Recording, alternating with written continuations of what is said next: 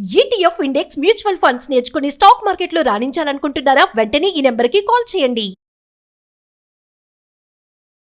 Hi viewers, India's largest digital media network Suman టీవీకి స్వాగతం. ప్రస్తుతం మనతో ఉన్నారు motivational speaker and language trainer Vijaya Bangaru Amma. So మొన్న జరిగిన ఇన్సిడెంట్ చూసుకుంటే 3-4 డేస్ బ్యాక్ మదర్తో కలిపి ఇద్దరు పిల్లల్ని ముగ్గురు కలిసి సూసైడ్ చేసుకున్నారు.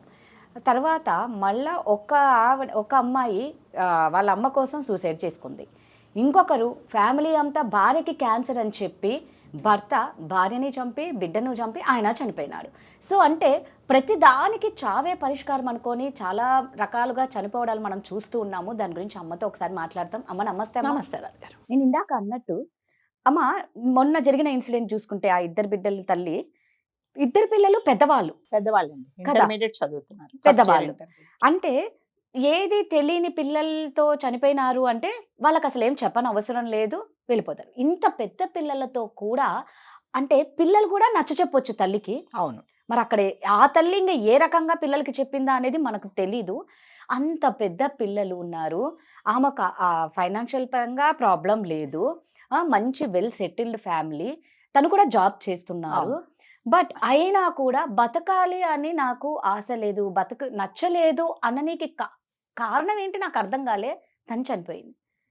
ఇంకొకటి మీరు అన్నారు, ఆ అమ్మని చూసుకోవాలి, నాకు రేపు ఎవరు పెళ్లి చేసుకున్నా అమ్మని చూసుకోవాలి అన్నారు. అలా చూసుకోము అని చెప్పినందుకు ఆ అమ్మాయి చనిపోయింది. ఇప్పుడు ఆ అమ్మాయి వాళ్ళమ్మని ఇప్పుడు ఎవరు చూసుకుంటారో ఆ అమ్మాయి ఆత్మకే తెలియాలి పాపం.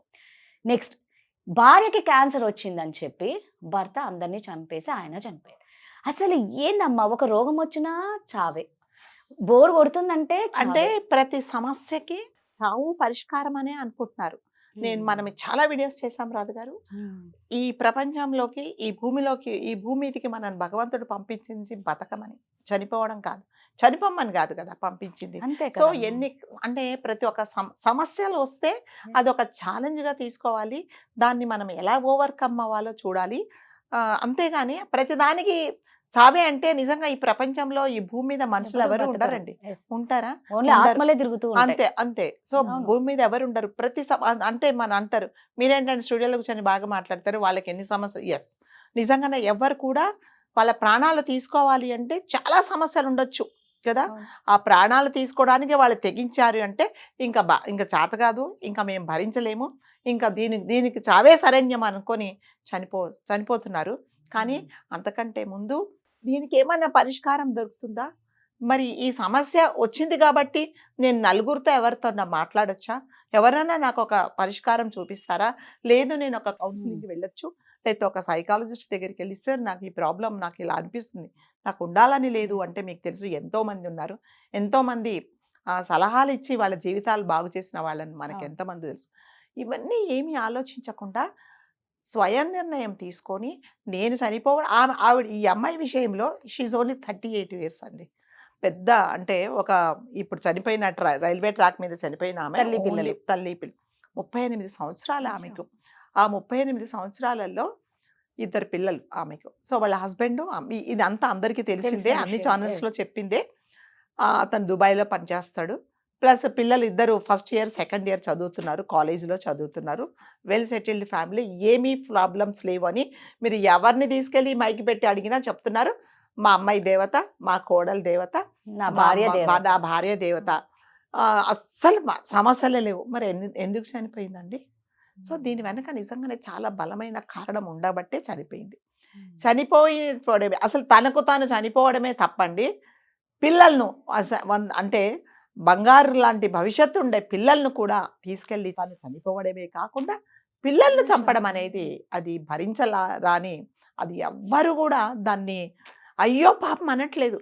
నీకు కష్టం ఉంటే, నీవు సమస్యలను ఎదుర్కోలేకపోతే, నీకు ఇంకా నేను బతకాలని లేకపోతే నువ్వు చనిపోవచ్చు. అది కూడా ఒక పాయింటే చనిపో అని కూడా మనం చెప్పాం. కానీ పిల్లలను చంపడానికి నీకేముంది? ఆ పిల్లలకు అంటే పెద్దగా అవుతున్నారు, ఇంటర్మీడియట్ చదివే పిల్లలు, వాళ్ళకు నిజంగా ధైర్యం, నీకొచ్చిన సమస్యను వాళ్ళు ఎదుర్కోగలరేమో కదా. అన్నా చెల్లెలు తోడుగా ఉండేసి తండ్రి ఉన్నాడు, తండ్రితో పాటు బతికుండొచ్చేమో వాళ్ళు. వాళ్ళని చంపడానికి నీకు అర్హతనే లేదు. ఎవరికి కూడా రండి, ఎవరికి, ఏ తల్లిదండ్రులకు కూడా పిల్లలను చంపే అర్హత లేదండి. మీకు ఎన్ని సమస్యలైనా ఉండొచ్చు, పిల్లలు ఏం చేస్తారు అంటే జనరల్గా రాదు గారు ఈ సింగిల్ పేరెంట్స్ ఏం చేస్తారంటే మరి ముఖ్యంగా తల్లి పిల్లల్ని చాలా ఇన్ఫ్లుయెన్స్ చేస్తుంది. ఎలా ఇన్ఫ్లుయెన్స్ చేస్తుంది అంటే ఏ కారణాల వల్ల సరే ఇప్పుడు ఈ ఈ విషయంలో తండ్రి దూరంగా ఉన్నాడు, ఆమె విడాకులు ఏం తీసుకోలేదు. సో వీళ్ళు ఏమంటారంటే తండ్రి లేడు, తండ్రి దూరంగా ఉన్నాడు, మీ బాధ్యతలన్నీ నేను తీసుకున్నాను, నేను ఎంతో సాక్రిఫైస్ చేస్తున్నాను కాబట్టి నేను చెప్పినట్టుగా వినాలి అని వాళ్ళని మలుచుకుంటారనమాట. అట్లాగే ఇంట్లో ఉండేవాళ్ళు కూడా మీ అమ్మ ఎవరి కోసం రా కష్టపడుతుంది, మీకోసం కదా, మీరు ఆమెను బాధ పెడితే ఎలాగా అనేసి పిల్లల్ని వాళ్ళు మౌల్డ్ చేసుకొని తల్లి చెప్పినట్టుగా వాళ్ళను తయారు చేసుకుంటారు. సో ఈమె విషయంలో కూడా అసలు ఆ పిల్లలకి హాస్టల్ నుంచి తీసుకొచ్చేటప్పటికి కూడా తెలియదండి, ఎవరో చనిపోయారని చెప్పింది హాస్టల్లో, అక్కడ అన్నను చెల్లెలను తీసుకొని వచ్చింది.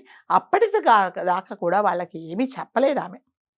ఈ రైల్వే ట్రాక్ వాళ్ళు ఏమనుకున్నారంటే కార్ పార్కింగ్ చేసి వచ్చేటప్పుడు ఒకవేళ చాలా దూరమేమో ఎవరో చనిపోయారంటుంది, ట్రైన్లో వెళ్ళొచ్చని అమ్మ తీసుకెళ్తుంది అనే నమ్మకంతోనే వాళ్ళు తల్లి వెంట, మనం ఈ ప్రపంచంలో ఎవరిని నమ్ముతామంటే తల్లి తండ్రినే కదా నమ్ముతాం, అలాగే తల్లి వెంట వచ్చారు.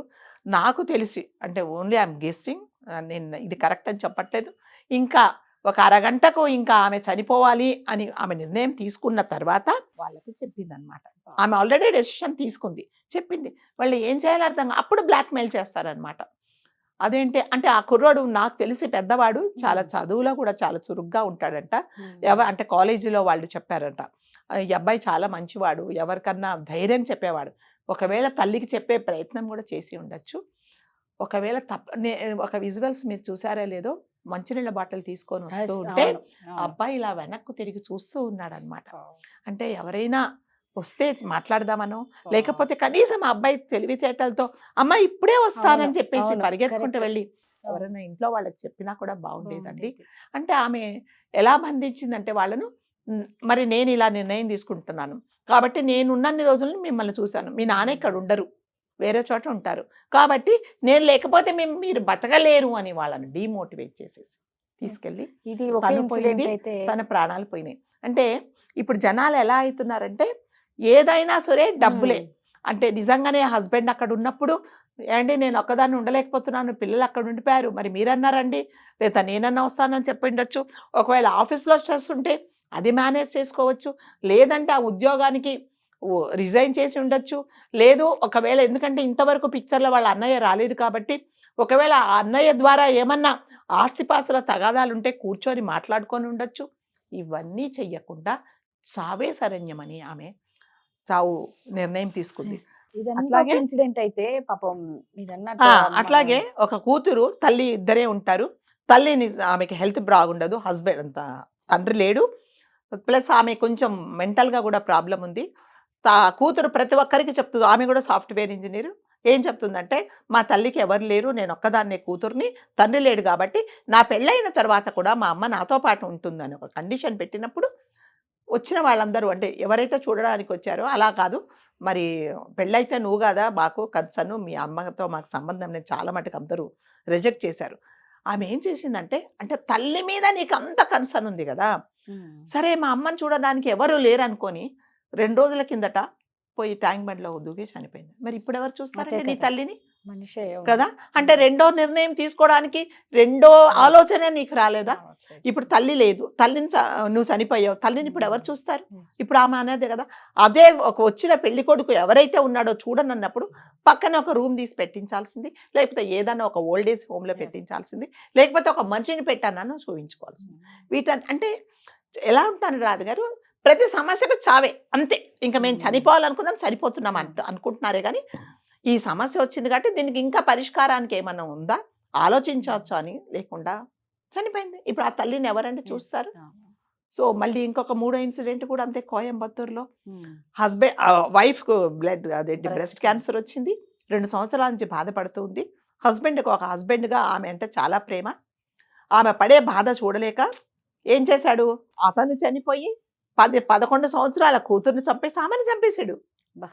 అంటే ఏ తల్లిదండ్రులకు కూడా అండి నేను చెప్తున్నాను, మీకు బాధలు ఉంటే మీరు మీ సమస్యలకు మీ బాధలకు మీ ప్రాబ్లమ్స్ కు మీ పిల్లలు ఎటువంటి కన్సర్న్ కాదు, అవి మీ ప్రాబ్లమ్స్ మీరు పరిష్కరించుకోండి. పిల్లల్ని ఎందుకండి చంపేస్తారు?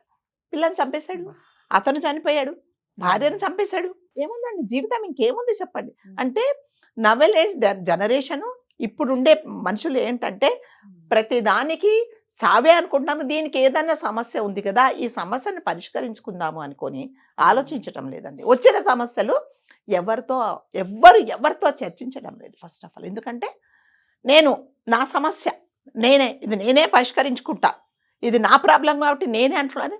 ఇది మన సమస్య అనేది ఎప్పుడు ఉండేదంటే పెద్ద ఫ్యామిలీస్ ఉన్నప్పుడు, చూడరా ఏంటో పెద్దోడు పొద్దున్న నుంచి చాలా డల్గా ఉన్నారు, చూసిరాపో ఎందుకో మాట్లాడటం లేదు, తీసుకురావాడిని, భోజనం చేయలేదు అని ఇంట్లో వాళ్ళు చెప్పేవాళ్ళు కదా.